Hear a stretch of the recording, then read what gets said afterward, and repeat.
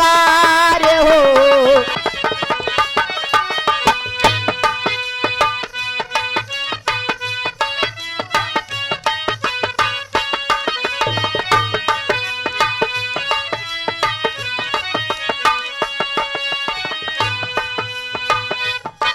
बड़ी तेजी से आप लोगन के आशीर्वाद से वाह ई गीत के 70 लाख लोग देख ले। अरे बाप रे बहुत वायरल कैला, आप लोग बड़ा दुलार प्यार दिला, लेकिन आज हम यहाँ देखे के चाहिला वाह कि कितना सपा के चाहे वाले, वाह कितना सपा के चाहे वाले और कितना सपा के माने वाले लोग बड़े। अरे वाह आज यही फरियाई जाइए आप लोग कहाँ का?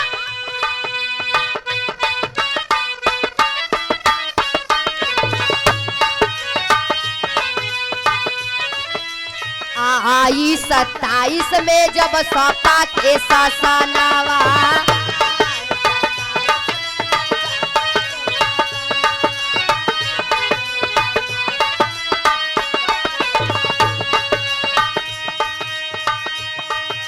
सीएम अखिलेश बनी है डिम्पल के सजनावा।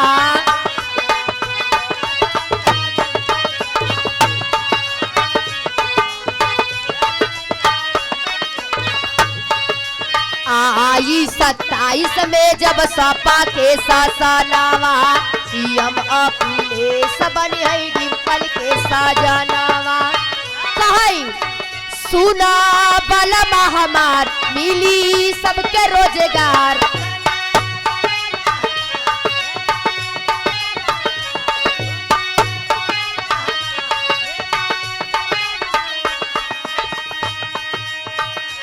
सुना बलमा हमार मिली सबके रोजगार। छोटकू देवर के तसूरत से बोलैया हो, बोलैया हो। आई 27 में जब सपा के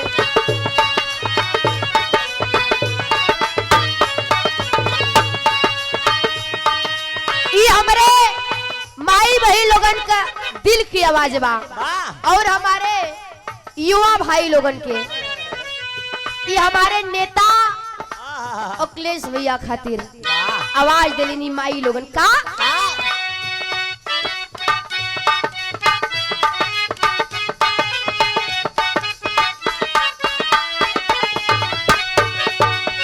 ए सैया सुना उबल भाजंता बुलडोजरी के वार हो।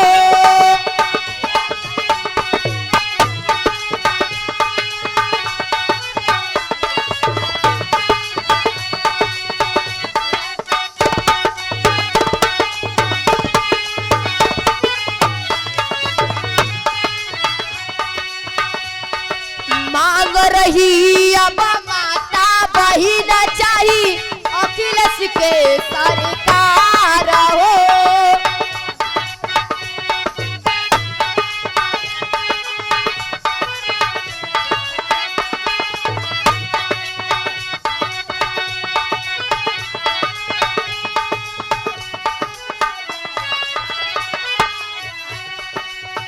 सपा के सरकारी बनावा, सपा के सरकारी बनावा, मिल पीढ़िए परिवार हो।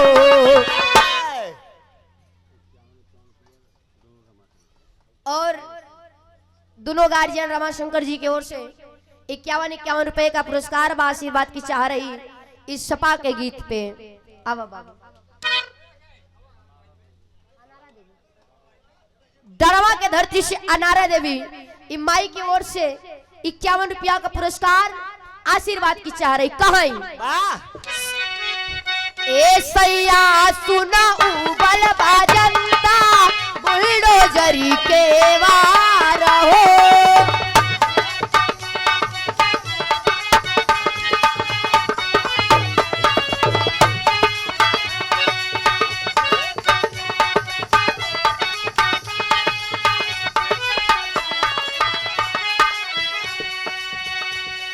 मांग रही अब माता बहिन चाहिए अखिलेश के सरकार हो।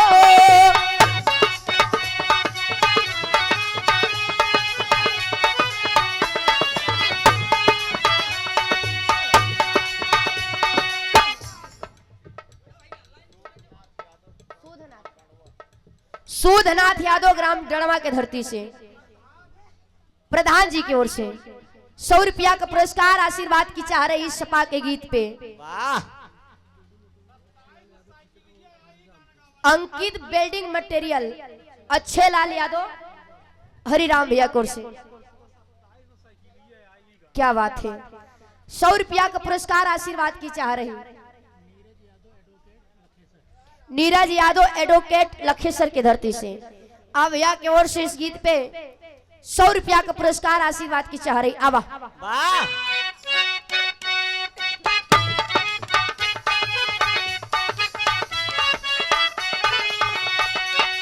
ए सैया सुना उबल बाजंता बुलडोजरी के वार हो।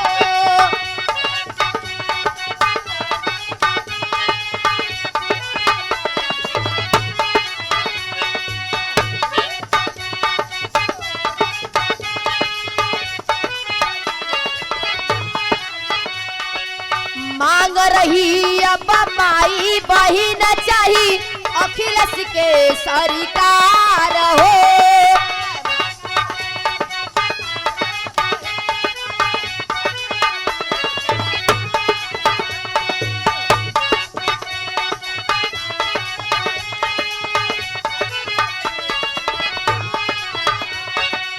सपा के सरकार बनावा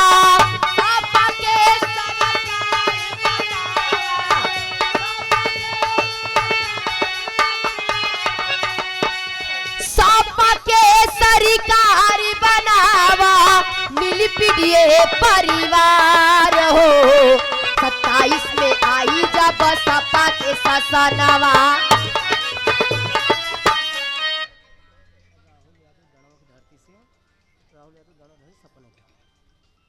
राहुल यादव डड़वा के धरती से सपा नेता भैया की ओर से 100 रुपया पुरस्कार। बस 100 रुपया भैया, 200 के नोट में से 100 रुपया का पुरस्कार भैया के बहुत बहुत प्रणाम आशीर्वाद के कामना रहे। ये हमारे भाई बहन लोगन के आवाज बा, लेकिन इधर भैया अखिलेश के आवाज क्या कहत बा। भैया का कहले सबके मिली ले पटाप होई है विरोधी फालाप।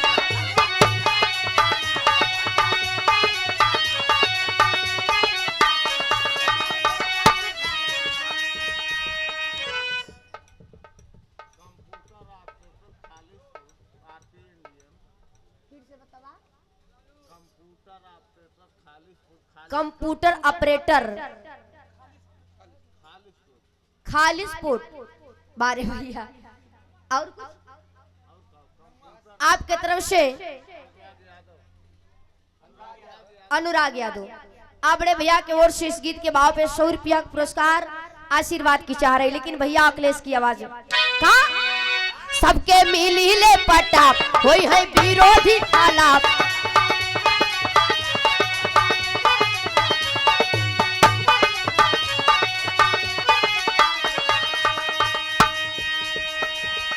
देखे साइकिल गरीब बेटी के पढ़ाई हई हो, पढ़ाई हई हो।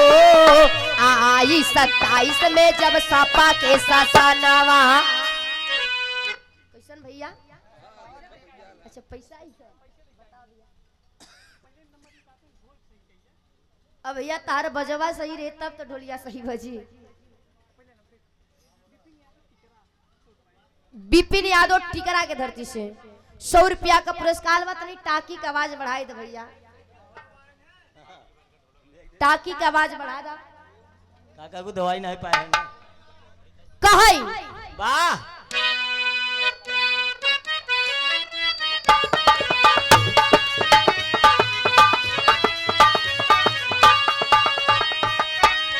भैया अखिलेश के आवाज रहल कि सबके मिली ले पिटाप होई है विरोधी फलाप। वाह देखे साइकिल गरीब बेटी के पढ़ाई है हो।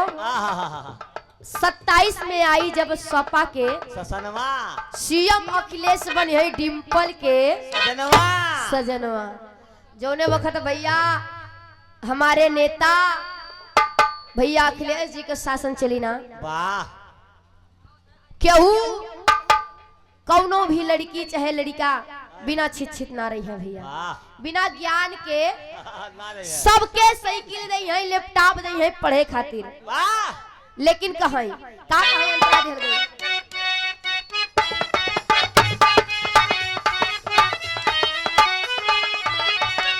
कोई का राज चलाई चलैले भैया अखिलेश हो।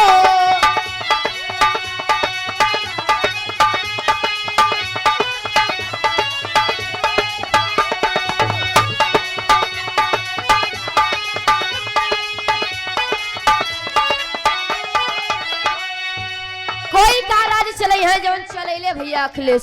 वाह। आई समाजवादी की यही समाप्त करो जाए, तनी कजरी की तरफ चल जाए भैया। कितना बुराइल वाली तो कुछ आप लोगन के दई के जाई का भैया। कजरिया हो कजरिया आई एक अनोखी कजरी।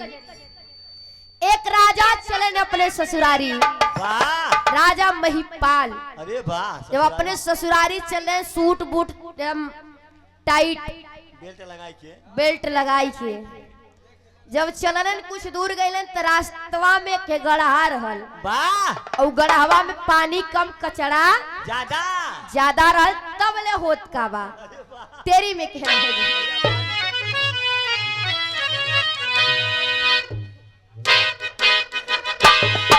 अब मिजाज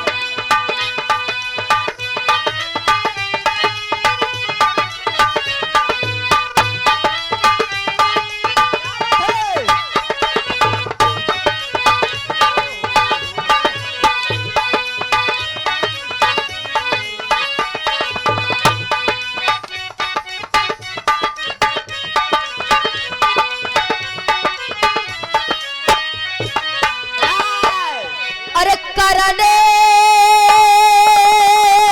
ना हो, अरे करने ना हो, अरे करने करने करने भैया करने करने बाबू करने करने मही पाला चले सुना ससुररिया गैया करे राह में गोहरिया।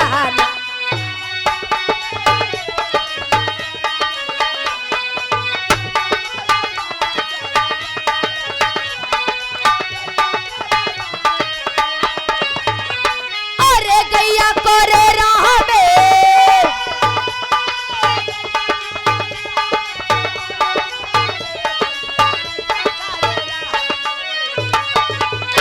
अरे करने भैया करने करने बाबू करने करने मही पालो चले सुना ससुररिया गैया करे राह में गोहरिया।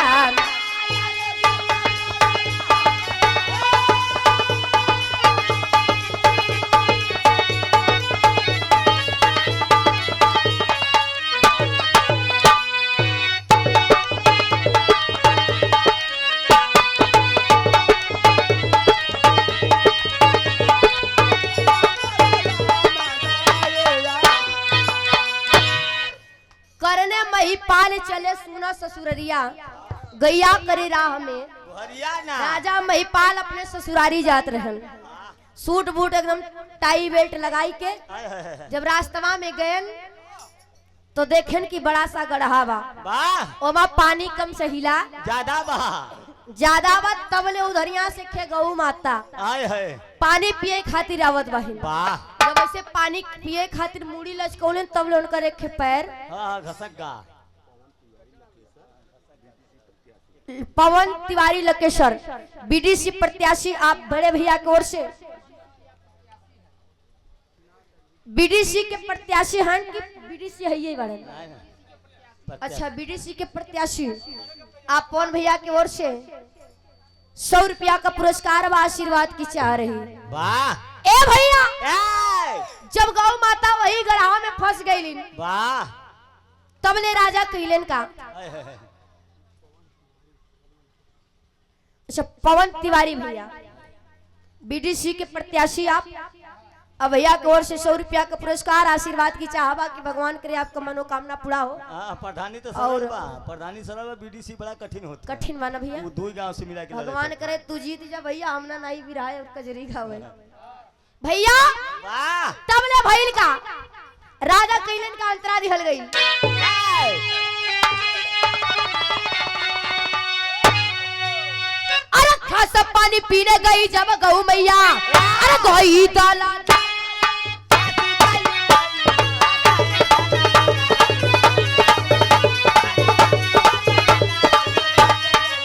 अरे गैया ए भैया गैया गैया ए बाबू गैया कई डाला डालावे ने फंसा गऊ मैया गोरा पापा कइले तब वाला ओ समैया चरण रे पे ऊपर मार भाई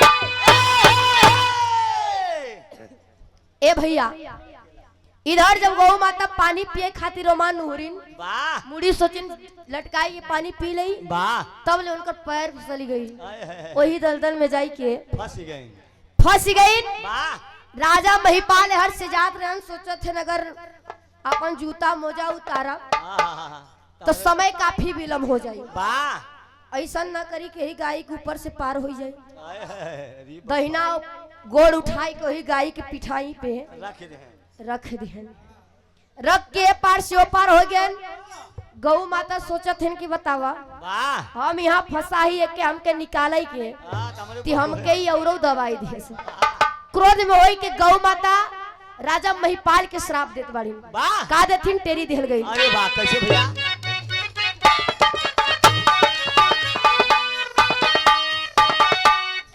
अरे छना में भैया छना में बाबू छना छन में सब बदली गऊ देखा बाबू जरिया गैया करे राह में गोहरिया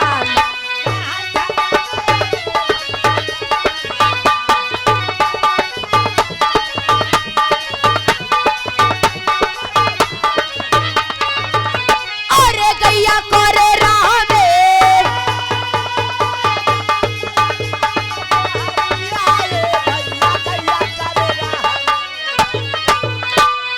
छना में भैया छना में बाबू छना में छन में सब बदली गऊ देखा बाबू जरिया गैया करे राह में गोहरिया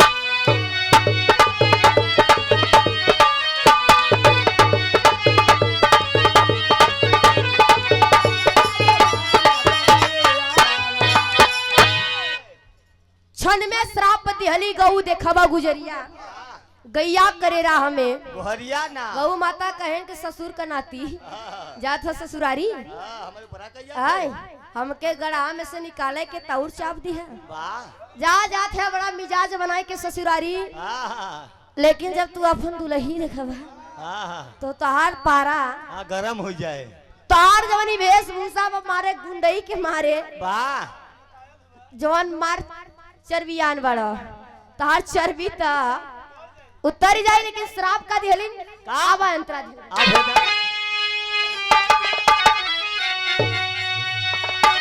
अरे चैबा तू ही गधा बनी हो रजन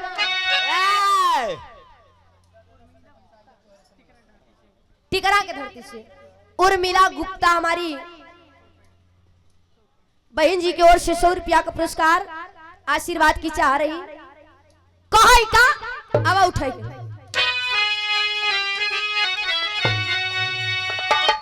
अरे चैबा तू ही गधा बनी हो रजनवा अरे झंखत पहुंचा सासू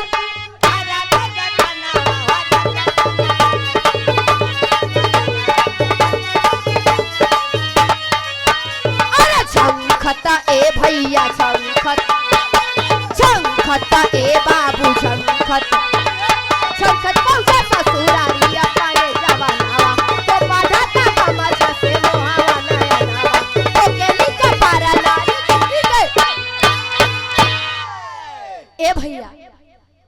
इधर राजा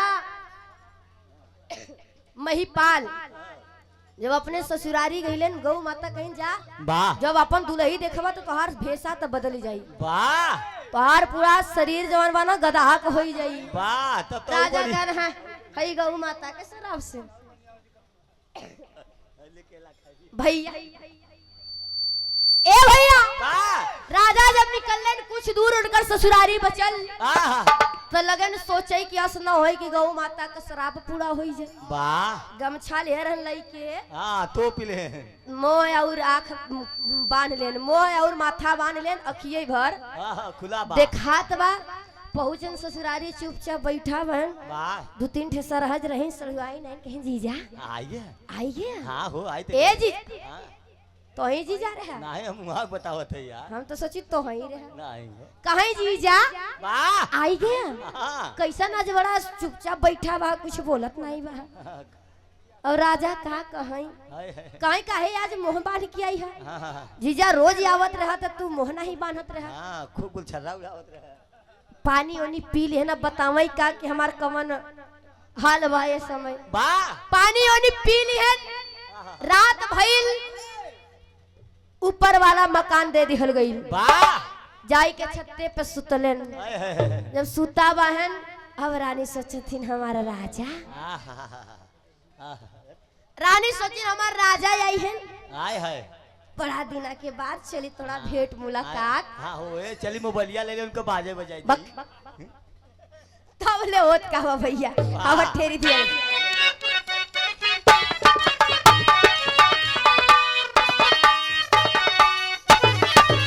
अरे डटले है भैया डटले डटले है बाबू डटले डटले बुआला जब सोवई के से जरिया कैया करे रहा में गोहरिया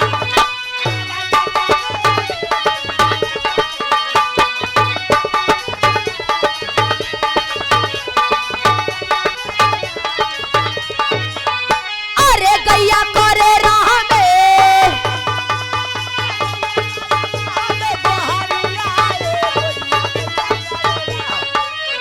अरे डटले है भैया डटले डटले है बाबू डटले डटले बुआला जब सोई के से जरिया कैया करे राह में गोहरिया